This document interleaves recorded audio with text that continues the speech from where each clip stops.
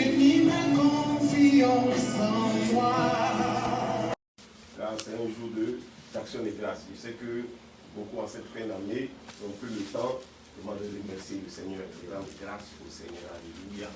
Je veux seulement que nous restons avec une parole qui est très importante. Et plus ou moins, tous ceux qui sont intervenus, nous en avons parlé. Alléluia. La faveur et la grâce du Seigneur. Alléluia. La faveur et la grâce du Seigneur. Et pour la faveur et la grâce du Seigneur, nous avons beaucoup d'exemples dans la Bible. Nous avons vu cet homme-là qui a été vendu, ce jeune homme qui a été vendu, Joseph. Il a été vendu, mais quelqu'un qui a été vendu, qui a été esclave. Et nous voyons qu'en Égypte, il a été fait quoi? Il était le premier ministre d'Égypte. Vous voyez, c'est la grâce et la faveur, la grâce et la faveur de Dieu. Nous avons vu aussi le cas de Noé. Le cas de Noé. Genèse 39, verset 1. On fit descendre Joseph en Égypte, et l'Égyptien Potiphar, chambellan du Pharaon, commandant des gardes, l'acheta aux Israélites. L'acheta. Donc c'est quelqu'un qui a été acheté. Hein? Donc ici, il est esclave. Vous voyez? Esclave dans la maison de Potiphar qu'il a acheté. Mais on nous dit quoi? L'acheta aux Ismaélites qu'il y avait fait descendre. L'Éternel fit avec Joseph, celui-ci réussissait,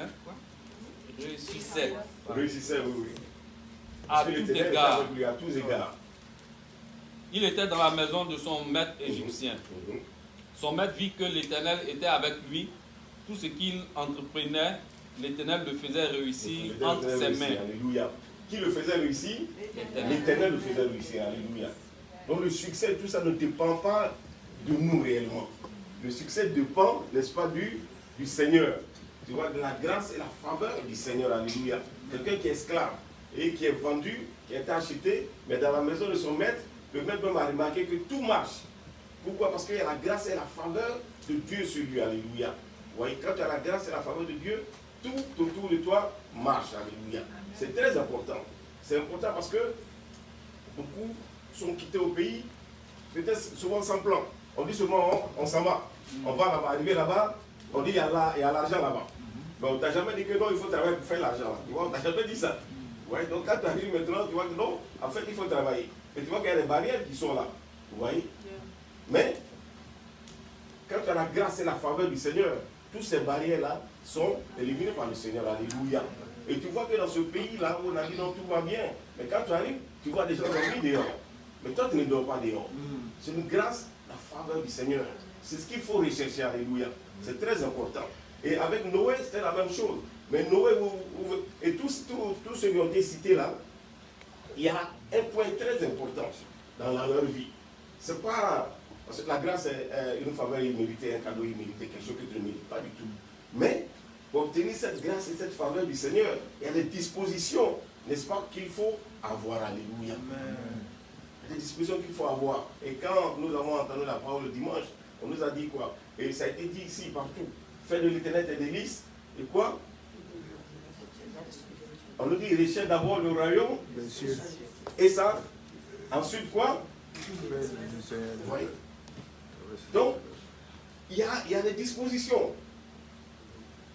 Il y a des manières pour obtenir cette faveur. Alléluia.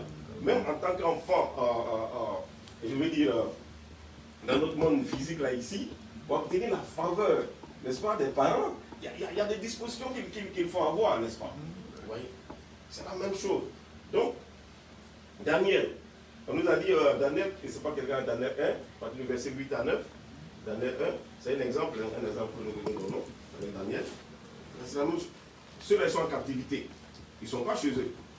Tu vois, ils sont loin de leur pays, ils sont en captivité, ils sont soumis, n'est-ce pas, à des lois, à des coutumes, parce qu'ils sont en captivité. Donc ici, vraiment, il n'y a pas de liberté. Ce n'est pas comme toi qui es allé quelque part d'autre, qui as une liberté. Mais ici, il n'y a pas de liberté. Ils sont soumis à quelque chose. Et tu as Daniel 1, à partir du verset 8. Daniel résolut de ne pas se souiller. Résolu quoi? De ne pas se souiller par les mains du roi. Par les mains du roi. Et par le... Oui, vas-y, vas-y. On a parlé de... Il a résolu. Il a pris la décision personnelle de ne pas se souiller. Et nous faisons tout cela en début d'année. Hein, on prend des résolutions. Personne ne nous force. Nous-mêmes, on prend sur nous-mêmes de nous conduire d'une certaine manière. Mais souvent, les résolutions que nous prenons concernent notre physique. Hein, on se dit, bon, on va aller au gym, ou bien on va faire un régime. Hein, c'est ça le moment. Voilà. C'est pour améliorer certainement. C'est résolu de ne pas se souiller. Vous voyez.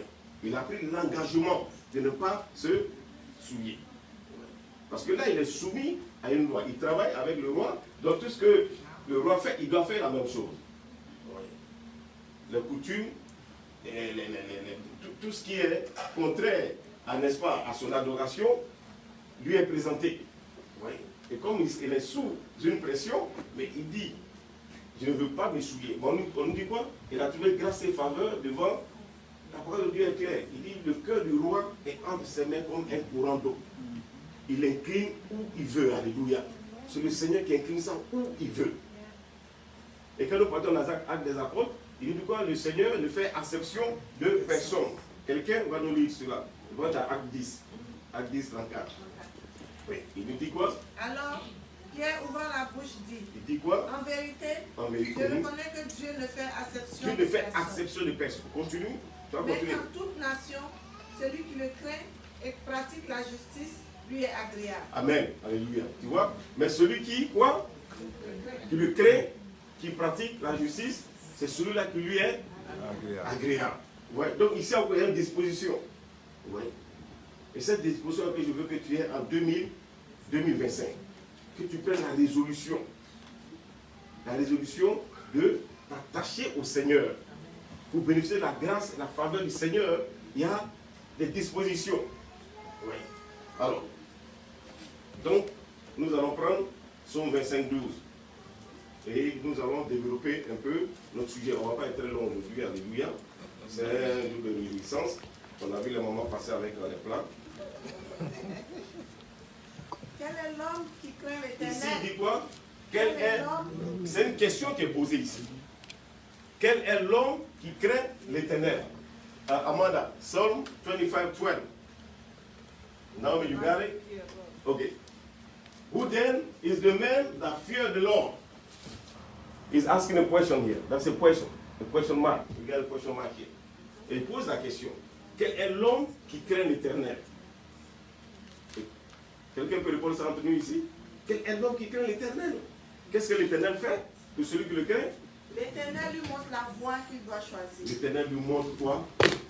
La voie qu'il doit choisir. Donc, tu fais ta méditation, tu arrives ici. Il dit, quel est l'homme qui craint l'Éternel? On lui dit, l'Éternel lui montre la voie qu'il doit choisir. Quel est l'homme qui craint? Nous pouvons aller dans on ne va pas le lire, dans Proverbe. Proverbe dit quoi? Et le commencement de la sagesse, c'est quoi? C'est la crainte de Dieu. Donc ici, tu peux mettre, quel est l'homme qui a de la sagesse? Quel est l'homme qui craint l'Éternel? C'est celui qui a de la sagesse. Donc tu peux remplacer ça ici. Quel est l'homme qui craint l'Éternel? Quel est l'homme qui a de la sagesse? Parce que la sagesse là, c'est la crainte de Dieu. Alléluia. Et la crainte de Dieu que nous parlons ici, qui est développée ici, ce n'est pas la peur de Dieu. Non. La crainte de Dieu, c'est, n'est-ce pas, comme Daniel l'a dit, je ne veux pas me souiller. Comme Potiphar, le jeune homme l'a fait, Joseph, chez Potiphar, Potiphar lui a dit, tu peux toucher à tout ici. Mais, je t'interdis de toucher qui? Ma femme. C'est dans les 10 commandements. Ce n'est pas quelque chose de nouveau. Parce que la parole qu'il a reçue. Vous voyez? La parole est là. La parole dit, il peut tout toucher, sauf, il a reçu la parole ici. Et vous allez voir, quand vous lisez ça, vous allez voir qu'il va respecter cette parole. Donc la crainte là, c'est respecter la parole de Dieu. Vous voyez? Donc, quel est l'homme qui craint l'Éternel? Alors on nous dit, l'Éternel lui montre quoi? Il lui montre la voie qu'il doit suivre. Alléluia. Psaume 25, 14. 25, 14 nous dit, l'amitié de l'Éternel est pour ceux qui le craignent. L'amitié de l'Éternel est pour ceux qui le craignent. Donc, celui qui craint l'Éternel est quoi? Est ami Dieu. Ami de Dieu. Vous voyez? Ami de Dieu. Et nous allons voir que l'ami est différent du serviteur. Je pense que c'est dans Jean 15,15. Jean 15,15, si tu l'as, il nous dit quoi? Jean 15,15. Donc, celui qui craint l'Éternel est sage. Celui qui craint l'Éternel est ami de Dieu. Son amitié est pour ceux qui le craignent. Alléluia. Jean 15,15. Jean 15,15. Il ne nous appelle plus serviteurs. Il ne nous appelle plus serviteurs. Parce que le serviteur ne sait pas ce que fait son maître. Voilà.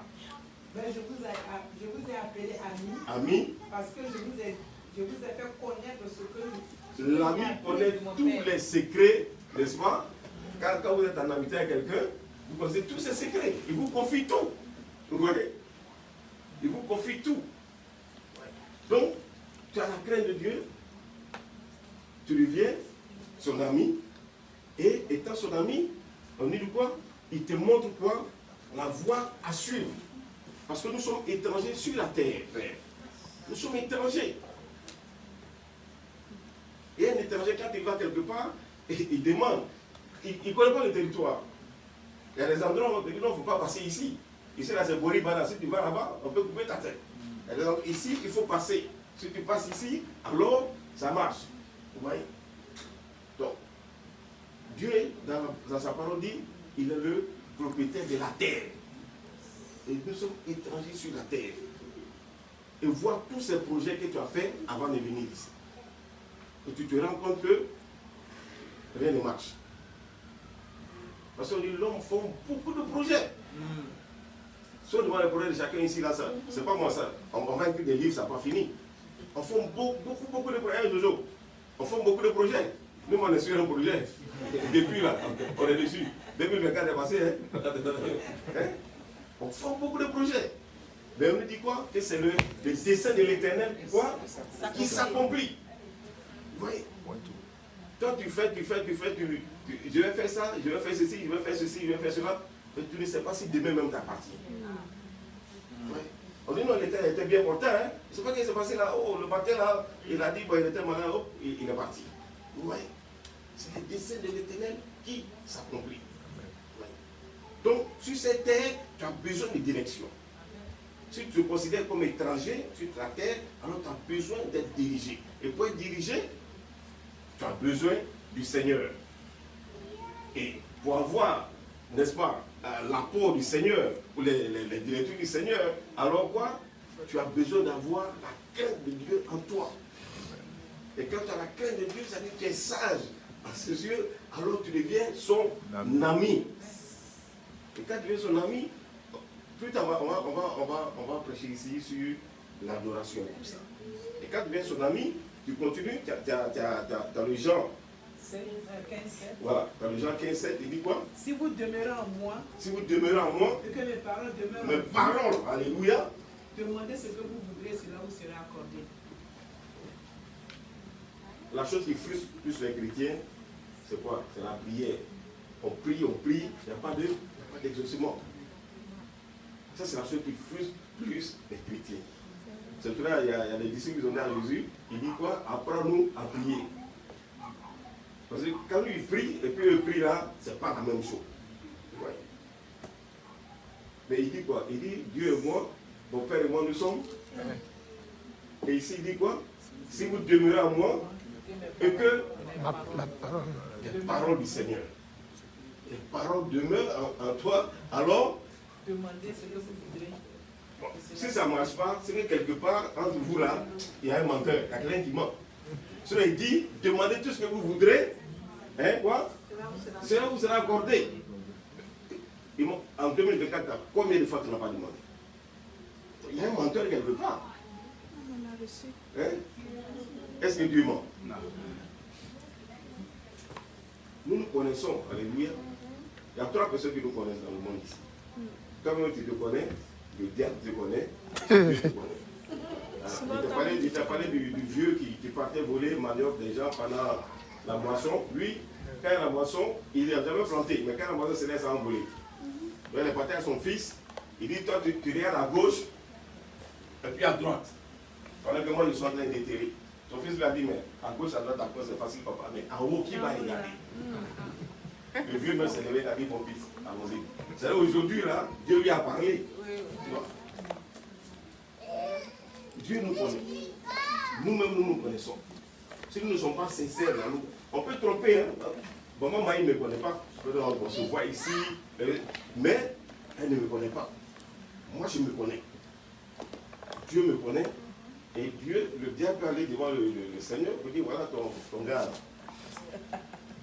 Là, ton gars là, on se connaît. Je le connais. Ouais. Donc, tout ce que vous demanderez, si quoi, ma parole demeure en vous. Vous voyez? Quand ma parole demeure en vous, alors tout ce que vous avez demandé. C'est pour ça qu'il y a un serviteur de Dieu qui s'appelle Josué. Il a fait plein de promesses à Josué, mais il a dit une chose, que ce livre de la loi, parce que tout est ici, frère. Parce que quand tu t'attaches à cette parole-là, la crainte de Dieu vient en toi, alléluia. Tu sais que ça là, tu ne dois pas marcher ici. Voici où je dois marcher. Vous voyez? Tu ne prends plus les conseils avec les gens dehors. Parce que tout est ici, alléluia. La parole de Dieu là, c'est une force, c'est une puissance.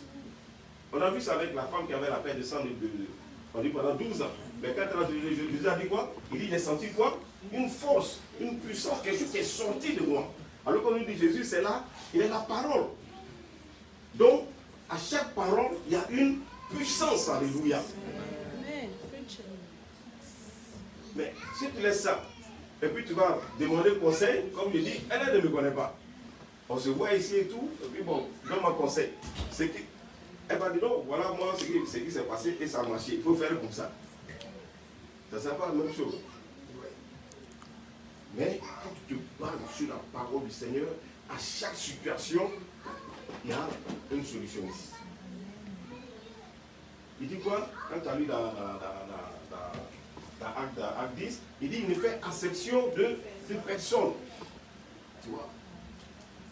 Et lui, Dieu n'aime pas la couleur, il n'aime pas la taille et toutes ces choses-là. Lui, seulement si tu fais sa volonté, si tu le crains, si tu as une amitié avec lui, alors il n'y a pas de problème. Vous marchez.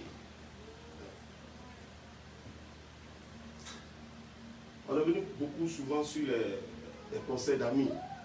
Il y en a qui disent non, si tu viens, il n'y a pas de problème. Et quand tu appelles à la réforme, il ne prend plus le téléphone. On avait un endroit, ce qu'on appelait la 110, pour ceux qui sont avocats de cela. Ce qu'on a accueilli beaucoup de gens, les alphas, blondis, tout le monde, c'est là-bas les gens. Parce que quand on te prend, quand tu appelles que personne ne te prend, c'est là-bas on va te déposer. Là-bas, c'est le conseil de tous les Africains. On est solidaires là-bas. On vient, on te dépose là-bas. Tout maintenant, les luttes commencent. Mais ce que je vais te dire ce matin, reviens au Seigneur. Prends la résolution comme Daniel. Je prends la résolution de marcher selon ta parole, alléluia. Je veux m'attacher à toi. Je veux que ta parole. Le psalmiste a dit, il dit, je sais ta parole dans mon cœur, afin de ne pas pécher contre toi. Parce que c'est quand tu as la parole de qui? La parole de celui dont tu veux l'amitié. Parce que quand on a mis à quelqu'un, comme je dis là, on connaît tous ses secrets. On sait que bon, ça là, si je fais, ça ne va pas lui plaire. Ça là, si je fais, c'est la même chose dans le couple, hein, mari et femme. Quand même plus ou moins, Guillaume, après 2 ans, 3 ans, tu sais que bon, ça là, si je fais ça là, elle ne va pas aimer. Si je fais ceci, c'est pour cela, vous avez vu Abraham qui a coupé avec l'autre. Souvent, à un certain stade, il y a des amitiés dans le couple. Tu as un ami qui est célibataire endurci, tu es marié, mon frère, tu ne fais pas attention, si tu n'es pas solide, tu n'es pas assis dans la foi, tu vas virer. On dit quoi, la Bible nous le dit. Il dit, les bons mœurs là sont corrompus par. Il ne faut pas dire que je suis dur, non, tu n'es pas dur. À un moment, quand tu regardes, nous on a eu des amis ici. Mais à chaque fois que l'un se marie, l'autre il appelle, ah vraiment les gars, vous allez m'excuser, hein. Je ne veux plus vous recevoir comme avant. Mais on comprend. On sait qu'il y a une nouvelle réalité qui commence. C'est dans le Seigneur, c'est la même chose. Tu ne peux pas vivre comme... Non, si 2024 tu l'as fait, 2025 là, essaie de revoir. Essaie de revoir, faire une revue de la chose. Vous voyez. Et Un célibataire, tu peux sortir rentrer quand tu veux. Mais une fois que tu es marié, tu ne peux pas rentrer comme tu veux. Il faut l'accepter. Si tu ne peux pas l'accepter, c'est difficile. Tu frustres quelqu'un à la maison. Donc tu frustres le Seigneur. C'est la même chose quand on entend la parole du Seigneur. Quand tu le connais cette chose. Non, mais ça va t'aider dans le foyer, ça je te dis. C'est très important. Ça c'est un conseil même. C'est, comment on appelle ça? Les gens appellent aujourd'hui le coach. Pour coacher, non, mais c'est vrai. Parce qu'à chaque stade, il faut avoir aussi Abraham et l'autre, on l'a vu. À chaque stade, il y a des lots là, il faut commencer à couper. Et puis, les choses trouvent dans l'autre, ça marche mieux. Oui. Donc, nous allons nous arrêter là. Aujourd'hui, c'est un jour sympa. Je veux que tu rentres en année 2025. Et la crainte de Dieu. Amen. Sois de l'ami de Dieu. Alléluia. Laisse-toi diriger par Dieu. Toutes ces fausses promesses qu'on t'a faites, tu es venu tomber sur les gens, laisse ça. Tourne-toi vers le Seigneur. Et la crainte de Dieu. Et le Seigneur va te guider en 2025. Prends la résolution comme Daniel. Je prends la résolution de marcher selon ta parole. Quand tu pêches, va auprès du Père. Demande pardon. Demande pardon. Et celui que tu as blessé, tu vois aussi, la parole de Dieu est claire là-dessus. Tu vois aussi que tu demandes pardon. Le Saint-Esprit te précède pour toucher le cœur. Quand tu arrives, quand tu demandes pardon, la personne dit, oh, j'accepte. Oui, c'est comme ça. Prenons la résolution de marcher avec le Seigneur. Et la faveur, la grâce de Dieu, alors, vont nous accompagner. Vous voyez? Il n'a pas fait des études, ce Joseph-là. Quelle étude il a fait? Le Premier ministre. La grâce et la faveur de Dieu. Noé, en son temps, c'est ce qu'elle a un peu prêché ce matin comme exhortation. Le Seigneur revient bientôt. Ça fait rire, les gens rient. Mais le Seigneur revient bientôt. Il y a longtemps, les gens disent ça. Au temps de Noé, c'était la même chose, frère. C'est pour ça que c'est dans la Bible. Pour nous dire que c'est la réalité. C'est la vérité, en fait. Parce que la réalité et la vérité sont différentes, mais la parole de Dieu, c'est la vérité. C'est la vérité. Quand elle dit non, le Seigneur revient bientôt, elle a vu dans la Bible, hein? Bon, tu peux rire. Et c'est la même chose au temps de Noé. Les gens riaient, le gars est présent. Il est en train de construire. Le bateau est construit dans le désert. Les gens ne pas mais ça, c'est un fou qui est là. Il est en train de construire un bateau dans un désert. Comment? Ça ne va jamais marcher. Mais à la fin, qu'est-ce qui s'est passé? Qui a eu honte? Qui a été confondu? La honte et la confusion, ce n'est pas pour les enfants de Dieu. Non. La honte et la confusion, c'est pour ceux qui n'adorent pas le Seigneur. Parce que tu peux pas venir ici ce matin, écouter la parole de Dieu, et puis repartir comme tu es venu. Non. Quelque chose doit changer en toi. Ce Père dit, soyez de nous transformer dans le développement de notre intelligence. Ne vous conformez pas au quoi? Au siècle présent. Oui. Les gens, il y a de Noé. Mais si tu prends Noé 6, Genèse 6, 7, on nous dit, cet homme-là a trouvé grâce et faveur devant le Seigneur. Parce que c'est le seul qui cherchait Dieu en ce temps-là. Tout le monde, on dit à l'époque, les gens se mariaient, ils faisaient des fêtes, des paradis. Mais aujourd'hui, le seul qui prenait le temps devant le Seigneur. Sur toute la terre, il y a eu 8 personnes qui ont été sauvées. 8. Donc si on comprend bien, on vient tous de Noé ici. Donc c'est le seul qu'il ne faut pas prendre à la légère. Quand elle lit la parole ce matin, dit que le Seigneur revient bientôt, tu vas balayer ça de la mer comme ça, c'est une réalité. Donc la parole de Dieu là est vraie. Pour marcher selon la parole de Dieu en 2025. Et nous ne sommes pas seuls. Tout ce que tu fais engage toi et ta famille. C'est toi et ta famille. Ça engage tout le monde. On a vu l'enseignement ici de David. Voilà. Et un moment de plaisir, qu'est-ce que ça fait? Ça lui a coûté toute sa vie. Dieu lui a parlé de la vérité. Il est toujours chrétien. Dieu lui a parlé de la vérité. Mais on nous dit quoi? Il est toujours poursuivi par qui? Par ses propres enfants. Parce que c'est la sentence que Dieu a prononcée. Voilà. Hein? Je m'excuse la maman, les jeunes filles. Quand on va à l'école, la maman dit il ne faut pas tomber enceinte. Il y a des conséquences. Vrai ou faux? Il y a des conséquences. Quand tu tombes enceinte, les autres ne sont pas. Mais elles sont devant là-bas. une conséquence. C'est la même chose. David a fait, on l'a parlé de la réalité, c'est l'homme selon le cœur de Dieu, mais il a dit, Dieu a dit, l'épée ne va jamais s'éloigner de ta maison. Donc lui-même, ses enfants même de poursuivre. Ouais. Nous engage, quand tu es marié, ça engage les enfants, ça engage la famille, alléluia. C'est pour ça que je dis toujours au moment là, il faut dire à ton mari, quand il va faire quoi, il ne faut pas nous emmener en enfer. Pardon. Voilà, il ne faut pas nous emmener là-bas. Voilà, il faut bien marcher. Comme ça, voilà, on va se retrouver aussi ensemble. Amen, alléluia. C'est vrai qu'on ne se marie pas là-bas, mais au moins on a de la joie quand je vais te voir. Amen. Que le Seigneur vous bénisse ce matin. Que le Seigneur vous garde. J'ai mis ma confiance